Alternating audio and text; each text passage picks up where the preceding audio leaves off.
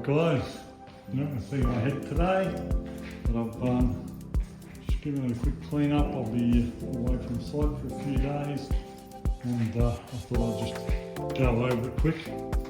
Hung a few sheets of plaster in the bedroom here, with the wardrobes all plastered in. Just got a corner set and set it.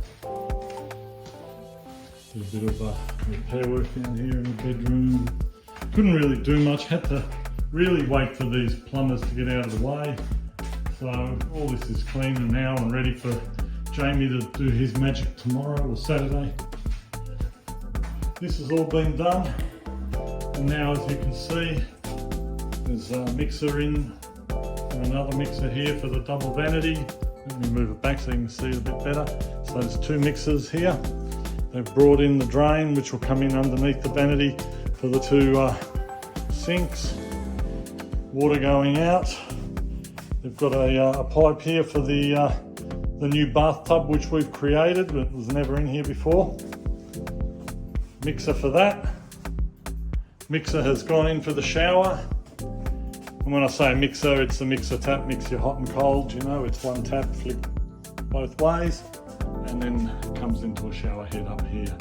So now it's all been cleaned up, been got a good vacuum and everything, and we're ready to start sheeting the walls, waterproofing. We'll waterproof and grind all these tiles a bit so we can start working. I'll have to concrete all that area in again now, and then we'll have to do a bit of a white ant treatment. That orange you see there is part of the white ant treatment. It blocks the white ants from coming in.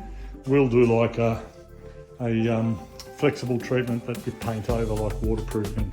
This area is ready to go. We've had to remove that sheet, but it'll go back on. Swiss cheese, this floor, as Matt likes to say.